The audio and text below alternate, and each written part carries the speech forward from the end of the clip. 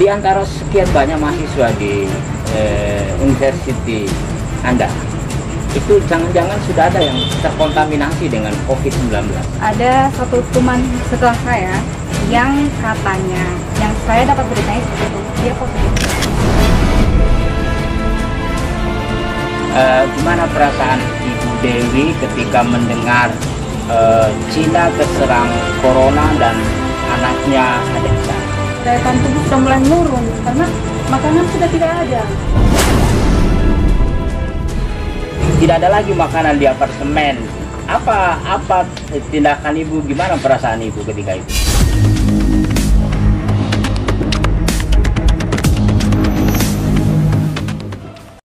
Assalamualaikum warahmatullahi wabarakatuh. Selamat malam. Berjumpa lagi bersama saya Adhan Najmuddin, tentu di channel yang paling Anda tunggu-tunggu, di channel Adhan Najmuddin. Malam ini saya mengundang tamu yang istimewa. Kenapa saya menyebutnya istimewa? Karena tamu saya malam ini adalah salah seorang mahasiswa dari Hainan Medical University di Cina. Dan kita tahu sendiri, Cina adalah sumber dari virus corona atau COVID-19. Dan mahasiswa asal Palu ini sudah 4 tahun kuliah di Hainan University.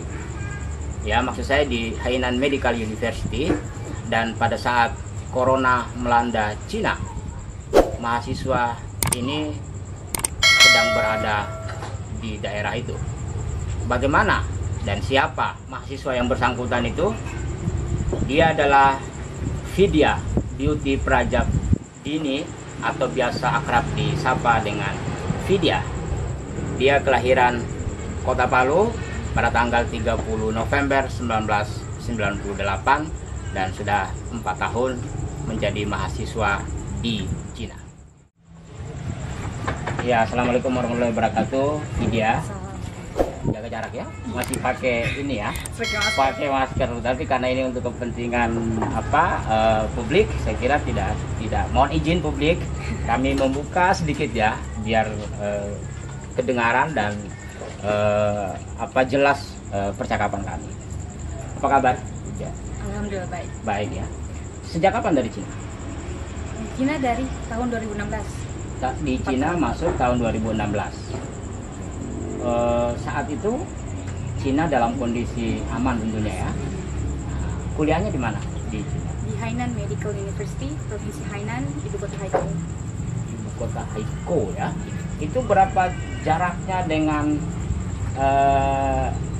pusat corona yang awal Wuhan. Munculnya corona di Wuhan? Itu sekitar 16 jam 23 menit. 16 jam 23 menit ya. Itu naik kereta? Ya. Kereta cepat. Pernah ke Wuhan? Wuhan? Pernah. Belum pernah ya. Pada saat di Cina, kenapa bisa lolos sampai di sini? Padahal pada saat itu sudah ada lockdown nih. Tentunya pada saat itu bandara di Haikou sendiri, Meilan Airport, itu belum di lockdown. Tapi karena kita tahu itu belum di lockdown, makanya kita ambil tindakan secepat mungkin. Malam itu juga ketika kita tahu tidak ada lagi mall dan masyarakat di luar berlalu lalang di jalan, kita ambil keputusan kalau kita harus pulang hari itu juga. Kita memesan tiket pun sudah lumayan mahal, melonjak, kemudian sudah terbatas. Nah, sedangkan kita dari Indonesia kan ramai, bukan hanya sedikit. Terus kita pulang ramai-ramai gitu. Kemudian saat itu akhirnya karena kita periksa di bandara belum di lockdown, kita beli tiket, kemudian pulanglah. Beberapa junior saya, itu sekitar 7 orang yang masih di asrama, dia sudah beli tiket. Tapi ketika mau pulang, bandaranya di lockdown. Oh, berarti jadi sebenarnya tidak sempat, ini iya, keajaiban juga. keajaiban buat Vidya Iya. untuk bisa masuk kembali ke Indonesia ya. Betul sekali. Pada saat itu memang Cina sudah mencekam. Sudah. Situasinya gimana? Saking mencekami, kita dalam apartemen malas pakai masker karena sesama teman pun kita seperti tidak saling mempercaya teman kita sendiri. Kita tutup ventilasi, tutup jendela, jemur dan semua di dalam apartemen. Kemudian pokoknya kita minum vitamin sehari sudah 2 tablet. Ketika keluar kita lengkap sarung tangan, masker, kacamata, kaos kaki, sepatu, baju, jaket tebal karena musim dingin ya, musim dingin. Karena bertepatan dengan musim dingin, jadi kita kalau keluar juga jaket sampai di bawah untuk protektif juga. Berapa lama merasakan kehidupan yang begitu mencekam ini? Sekitar 3 minggu. Sekitar 3 Karena minggu. itu sebenarnya kan virus sudah ada dari bulan Desember kan, tapi kita belum tahu. Nah kemudian kita mulai libur itu awal Januari. Mulai libur awal Januari itu kita sudah diberitakan sama kampus. Kemudian karena kampus saya juga untuk kesehatan, kampus kesehatan. Jadi kita juga banyak tentang itu kan. Kemudian kita seperti bilangnya, oke, kalian sudah tidak boleh keluar lagi dari apartemen, harus menguji diri, harus seperti ini, begini. Kita setiap hari berikan video tentang beberapa orang-orang Cina yang melakukan hal-hal yang aneh. Misalnya di lift, dia bersihin ke tombol-tombol lift. Ada orang yang mengambil sampah di tempat sampah, dia mengambil masker, kemudian dia jual kembali. Jadi itu untuk edukasi kami sebagai mahasiswa kedokteran, ketika kita memakai masker, kita harus gunting dulu, pastikan masker itu rusak baru kita buang, supaya tidak bisa dijual kembali. Ya, ini menarik ya. Jadi pastikan pada saat masker yang sudah selesai kita pakai, gunting, buang. Iya, buang. Jangan sampai seperti utuh ya. Berapa banyak teman-teman Anda dalam satu apartemen itu, dan apa yang Anda lakukan selama dia dalam apartemen?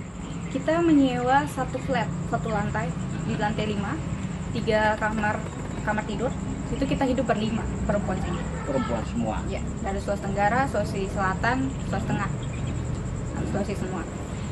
Kemudian memang dari awal orang tua kami sudah cemas, nak pulang, karena sudah berita tentang corona kan. Tapi kita belum mau pulang karena kita percaya kalau kita akan baik-baik saja. Virus ini dan mata kuliah masih sudah libur. Sudah libur ya, pas bersamaan waktu libur. Ya, awal Januari kita sudah libur. Winter. Nah, kemudian jadi yang kita lakukan dalam apartemen itu menonton film. Di sana juga itu wifi-nya itu kuotanya kita unlimited. Jadi tak terbatas, kita bisa buka YouTube kapanpun. Nah, jadi yang kita lakukan seperti nonton. Jadi kita di kamar masing-masing, kita keluar itu nanti ke dapur. Kan ada dapur, ruang tamu di apartemen itu. Selama di apartemen, apakah ada petugas dari pemerintah di sana yang datang mengecek kondisi suhu tubuh atau gejala-gejala lainnya yang berhubungan dengan corona? Ya ada, cuma di depan apartemen, jalan-jalan di semua. Tapi untuk sampai masuk ke dalam apartemen, itu penyemprotan dilakukan setiap hari atau? Sebenarnya tidak cuma setiap hari, tapi dalam seminggu kita sekitar 3-4 kali mobil itu datang untuk menyemprot. Dalam seminggu? Iya. Di komplek itu, di jalan itu? Itu apartemen saya seperti masuk dalam lorong. Dalam lorong pun mereka juga semprot. Semua disemprot? Iya. Di antara sekian banyak mahasiswa di university Anda, itu jangan-jangan sudah ada yang terkontaminasi dengan COVID-19? Nah, itu teman sekolah saya, kan saya tuh di kelas internasional. Di kelas internasional itu ada satu teman sekelas saya yang katanya, yang saya dapat beritanya seperti itu, dia positif COVID-19. Dia berasal dari India. Tapi sebenarnya itu kan privacy untuk si pasien. Jadi kita hanya mendengar kabar itu di grup kelas saya. Jadi yang tahu siapa itu hanya dari kelas-kelas kita saja. Orang lain tidak tahu siapa itu. Sangat disembunyikan ya? Iya, sangat. Karena ini terkait dengan privasi masyarakat yang ada di sana ya.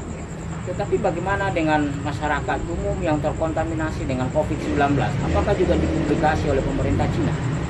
Saya rasa tidak. Tapi kita di sana bagusnya di setiap bangunan sebelum kita masuk kita di termometer suhu tubuh. Dalam kampus saya saja di gerbang besar di termometer. Kita masuk ke untuk asrama atau dalam kelas termometer lagi. Berarti double. 2 sampai 3 kali pengecekan suhu tubuh ya. Iya. Nah, terus hari ini di Indonesia ada kewajiban masker. Nggak boleh lagi wajib pakai masker. Kita ini berani saja begini ya, publik karena memang kita lagi kepentingan wawancara ya. Kemudian cuci tangan. Apakah juga dilakukan hal yang sama di Cina? Iya, kita sudah lakukan itu dari awal Januari. Pakai masker, cuci tangan itu sudah kita lakukan dari awal Januari. Jadi kita itu di depan apartemen kita sudah sediakan hand sanitizer. Kebetulan stok kami masih ada. Jadi kita menggunakan stok yang ada dalam apartemen. Ya, baik. Selama di Cina, bagaimana persediaan bahan makanan di sana? Karena ini loh, itu kan Cina yang kita tahu dari informasi media selama lockdown itu kan hampir tidak ada aktivitas, semua toko tutup dan sebagainya. Dan ini kan sangat berpengaruh terhadap bahan pokok di sana. Apakah Anda juga merasakan itu? Sangat merasakan. Jadi kita ada beberapa hari tidak makan nasi, kita makan snack. Jadi seperti snack-snack yang di kios-kios ribuan gitu, kita makan mie. Itu kan kita makannya rame-rame supaya jadi kita masak mie misalnya 2 bungkus kita makan bersama supaya untuk bisa dimakan lagi keesokan harinya. Itu karena memang beras sudah tidak punya. Iya, jadi kita sampai pulang pun karena kita kehabisan beras. Dan saya sendiri memberanikan diri untuk keluar apartemen karena teman saya juga mereka panik, mereka tidak berani untuk keluar lagi. Saya memberanikan diri keluar naik motor sendiri, lagi hujan, itu lagi musim dingin. Kemudian saya naik motor keliling Haiko, nggak ada lagi yang buka toko, mall. Ada satu mall besar, di situ masih ada beras tapi udah mahal sekali, tinggal sedikit udah mahal. Berapa ya? Kalau kita mau ubah rupiah ke yuan, itu 2 rupiah 1 yuan. Saya dapat kalau tidak salah berasnya satu karung besar itu sekitar 56 yuan, 57. Jadi tinggal dikali 2, 57 kali 2.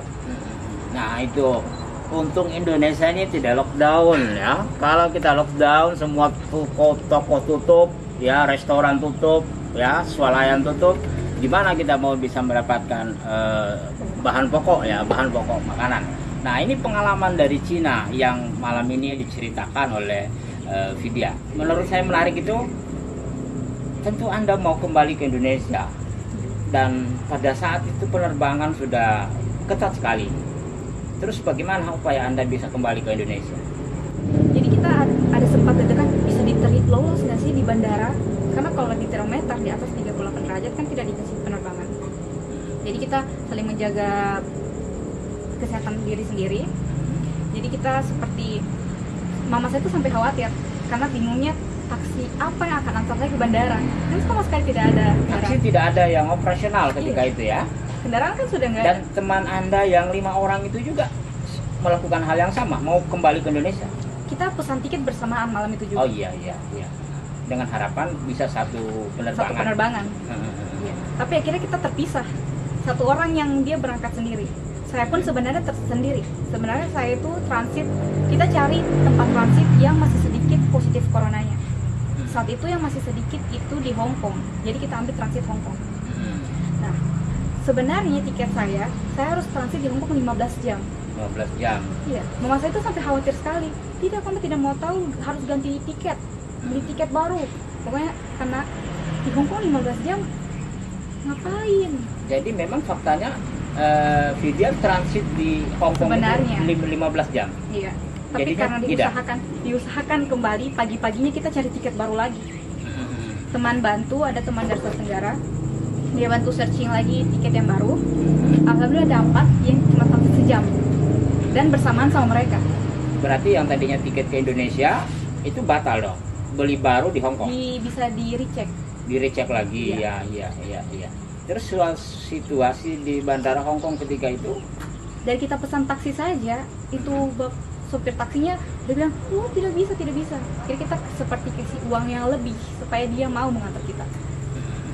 Jadi kita naik, kemudian sampai di bandara saja kita termometer itu dipakai terus dari masuk ke dalam lagi. Terus situasi orang kayak seperti panik semuanya, orang pakai kacamata hitam, pakai sarung tangan. Pokoknya sudah semua orang tanpa terkecuali dalam bandara itu. Iya. Seperti itu. Bukan hanya masker ya, Bukan tapi hanya juga masker, kacamata, kacamata, sarung tangan ya, Iya. sampai alas kaki ya. Iya, kaki sepatu, kaos kaki, baju semua. Pada saat di Cina, apakah ada kewajiban setiap masyarakat yang keluar rumah misalnya kembali ya nggak boleh harus cuci pakaiannya total? Iya, itu sebenarnya perintah dari kampus kita. Seperti itu. Himbauan dari Himbauan. pemerintah provinsi sendiri ada nggak itu? Iya. Jadi dari provinsi itu kasih tahu ke kampus. Kampus beritahu ke kita. Jadi pakaian kita gunakan dari atas sampai sepatu pun disemprot, di bawah sepatu disemprot. Dan saat badan kita pakai itu direndam, kemudian berdicuci. Terus hari ini kuliahnya gimana? Kuliah online. Kuliah online. Sampai Dan hari ini dia harus melaporkan suhu tubuh setiap hari. ke Cina, Ya, ke ke kampus. universitas ya? Iya. Setiap hari harus Setiap dilapor? hari. Jadi dia harus mengukur sendiri suhunya. Iya. Oh, itu dalam rangka apa? Padahal kan sudah di Indonesia. Jadi kampus kami itu seperti harus memastikan bahwa mahasiswanya itu baik-baik saja. Oh, Kalau kita sudah hilang kabar, mungkin terjadi sesuatu ke kita, jadi kita tidak bisa lagi kembali ke kampus. oh dianggap terserang corona gitu. Iya, mungkin seperti itu. Lalu, Jadi untuk menjaga, kita harus mengabari setiap hari. nah itu teman-teman, ternyata teman-teman di Hainan Medical University, meskipun mahasiswanya sudah di Indonesia, tapi setiap hari melaporkan suhu tubuhnya dilaporkan ke universitas. Ini dalam rangka mengecek kondisi mahasiswanya apakah baik-baik saja di seluruh Indonesia. Karena ketika sudah tidak ada laporan itu dianggap sudah terserang corona, jangan-jangan sudah dianggap tidak ada kabar dan mungkin dianggap ada sesuatu sama mahasiswanya. Luar biasa, sangat ketat sekali. Ya, Vidya, saya ingin Anda sedikit berbahasa Mandarin, memperkenalkan diri. Mana tahu teman-teman Anda di Hainan sana akan menonton juga video ini dan mudah-mudahan nanti bisa berkomunikasi dengan Vidya. Ya, mohon diperkenalkan gitu. OK，你好，大家晚安。我叫是金瑞希，我是海南理学院的留学生，我是一年人。我要告诉你们，你们好吗？这个是我也不知道，这个我们要怎么说？但是我们一起，我们可以一起学习。然后我觉得你们应该在家，你不可以去那个地方，你应该在你的家。好的，我觉得你们的好们，谢谢。Hai Syasya. Saya mudah-mudahan Anda yang menonton tadi bisa memahami apa maksudnya, apa artinya begitu. Tapi saya sangat percaya bahwa Vidya mengingatkan teman-temannya tetap di rumah dan jangan kemana-mana, tetap jaga diri. Nah, tentu ada orang yang paling penting di balik keberadaan Vidya, dan itu tentunya adalah ibu beliau, adinda kita ya. Saya mencatat nama ibu Vidya ini Dewi Fahra Lamasi 7. Ibu Dewi ini adalah seorang guru di Kota Palu. Apa kabar? Iya. Gimana perasaan Ibu Dewi ketika mendengar Cina terserang corona dan anaknya ada di sana? Pas dengar ada wabah corona, saya langsung panik. Tapi saya sering telepon video call sama anak saya. Siapa ini bagaimana caranya? Anak saya mau pulang. Tapi waktu bencana itu, waktu berita corona itu, mereka belum libur. Masih kuliah. Nah, nanti mereka libur itu bulan Januari. Nah, sementara Januari, Desember wabah itu sudah ada di Cina. Saya perasaannya begini. Bagaimana caranya mau pulang sementara kuliahnya masih itu semester 7. Semester 7 mau ujian semester. Tapi saya telepon, saya video call, alhamdulillah dia sehat segala.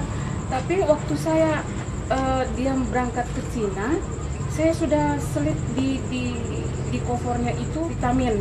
Oh, vitamin. Itu ada 3 lusin. Saya selit. Vitamin C. Imbos. Imbos, ya. Imbos. Saya selipkan dengan harapan dia menjaga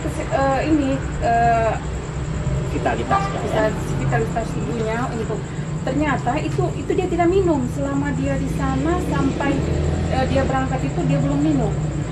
Nanti sudah Januari itu, Mama, saya untung belum minum. Nanti Januari ini saya baru minum. Jadi itu vitamin itu semua dibagikan sama teman-temannya di dalam apartemen itu.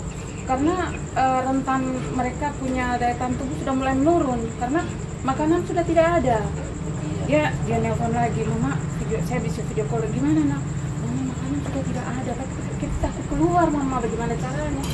Saya bilang, saya bagaimana caranya? Ini pada saat ibu mendengar kabar dari Vidya tidak ada lagi makanan di apartemen, apa tindakan ibu, gimana perasaan ibu ketika itu?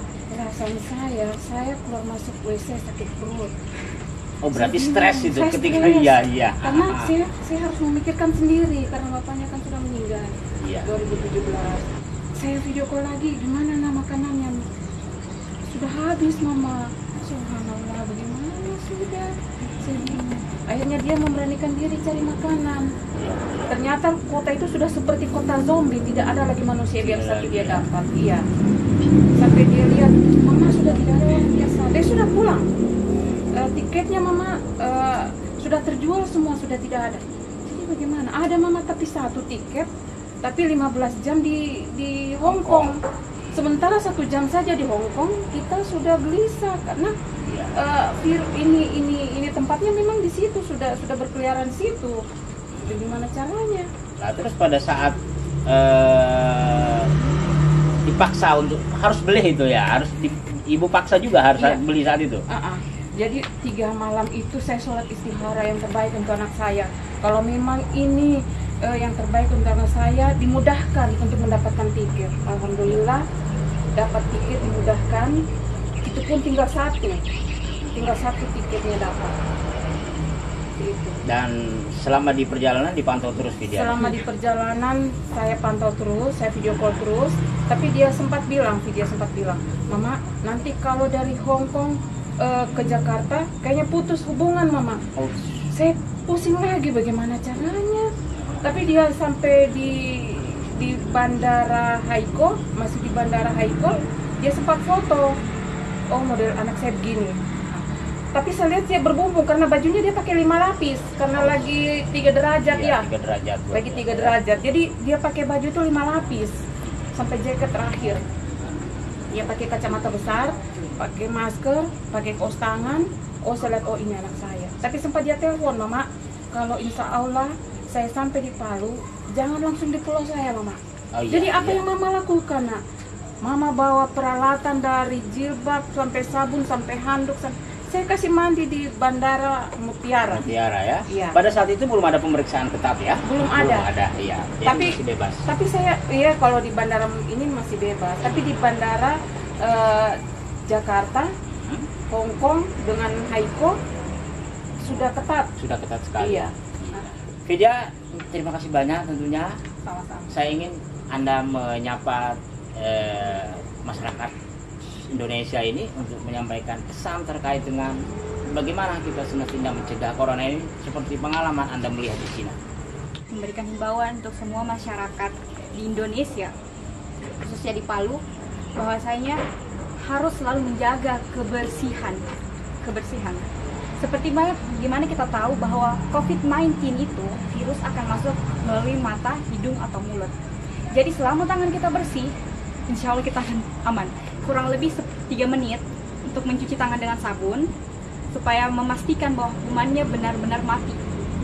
Kemudian selalu memakai masker untuk keamanan hidung dan mulut kita. Kan kita tidak tahu seperti orang yang sehat saja, kita tidak tahu bahwa dia terkena COVID-19 atau tidak. Karena infeknya ke setiap orang itu berbeda-beda, tergantung bagaimana sistem imunnya. Kalau bisa baju yang dikenakan saat keluar itu langsung dibuka, dicuci dicuci dulu, baru bisa dikenakan lagi. Jadi kita juga melakukan untuk diri kita sendiri, untuk keluarga kita. Terima kasih banyak Ibu, terima kasih Vidya, dan teman-teman pemirsa, kita jumpa lagi nanti tentunya di topik yang berbeda. Assalamualaikum warahmatullahi wabarakatuh. Selamat malam dan lawan Corona. Ya, gini Bu, ya lawan Corona, Nemaika.